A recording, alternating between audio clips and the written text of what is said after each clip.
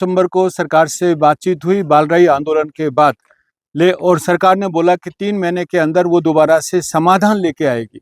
लेकिन 3 महीने गुजर गए, कोई समाधान नहीं हुआ। चौथा हो गया, 5वां हो गया, तो सरकार एक तरह से वादा खिलाफी कर रही है। दूसरी तरफ हमारे लोगों पे दमन की नीति अपना रही है।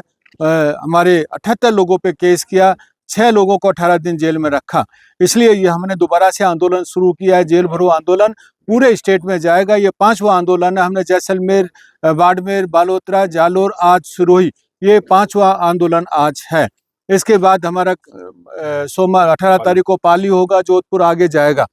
तो ये आंदोलन हम तब तक करेंगे जब तक हमारी सरकार बात नहीं मानेगी।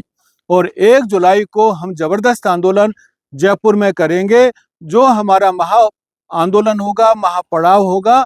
और उस दिन हम ये डिसाइड करेंगे, यदि सरकार नहीं करती है, आरक्षण नहीं देती है, तो उस दिन हमारे लिए ऐतिहासिक दिन होगा। हम निर्णय लेंगे कि ये सारे समाज कहाँ जाने वाले हैं।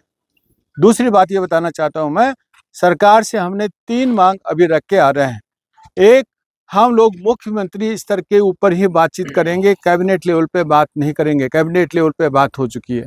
नंबर 2, यदि जो बातचीत होती है तो उसमें सरकार हमें समाधान बताए कि भाई ये आपका जो आरक्षण हम कर रहे हैं, ये हमारे आवास पट्टे और हमारे जमीन का काम कर रहे हैं, ये हमारे राजनीतिक आरक्षण दे रहे हैं। नंबर 3, कि वो आरक्षण का जो उपवर्गीकरण में और समाज भी शामिल है, वो हम लोग कर रहे हैं। तीसरी बात, ये सारी जो चीजें वो सरकार डिक्लेयर करे तुरंत और एक डेट डिसाइड करे, देन वी कैन थिंक कि भाई ये आंदोलन का कैसा रूप लेना है। नंबर 2, हमारे साथ दूसरे समाज भी जुड़ रहे हैं। अभी ओबीसी वंचित समाज का तबका जुड़ रहा है, जहां ओबीसी में 91 कास्ट हैं, लेकिन 5 to 6 जो कास्ट है 60 to 70% हिस्सा ले जाती है। इसलिए बाकी जो वंचित वर्ग है वो भी हमारे साथ जुड़ रहा है। वंचित एससी, वंचित एसटी सब जुड़ रहे हैं, क्योंकि सुप्रीम कोर्ट का साफ साफ 2 फैसले हैं। 92 का इंदिरा साहनी केस, जिसमें बोला है कि ओबीसी का उपवर्गीकरण होना चाहिए ए, बी और सी। ए में डीएनटी समाज आना चाहिए, बी में जो वोकेशनल ग्रुप है, दस्तकार ग्रुप है, कुम्हार, लुहार, हमारे जो खाती, दर्जी, हमारे जो मेवाड़ा और घाची, ये सारे समाज उसमें आने चाहिए। तीसरे ग्रुप में कृषक और भूस्वामी समाज आने चाहिए। ये क्लियर कट सुप्रीम कोर्ट का डिसीजन है और ये आंध्र प्रदेश में पहले से लागू है।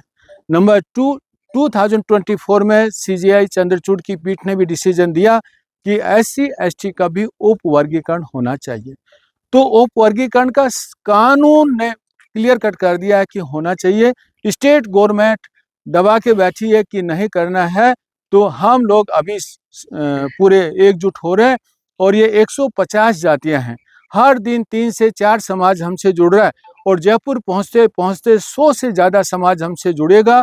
और उस दिन हम डिसाइड करेंगे, यदि सरकार हमें अपना ये आरक्षण नहीं देती है, तो हम सब ने डिसाइड किया है कि पंचायत और नगर निकाय का जो इलेक्शन होगा उसमें बीजेपी का बहिष्कार करेंगे, कांग्रेस का बहिष्कार करेंगे। बीजेपी ने हमें हक नहीं दिया, कांग्रेस ने हमारी आवाज नहीं उठाई, और ये सारे वंचित समाज मिलकर के अपना साझा उम्मीदवार खड़ा करेंगे।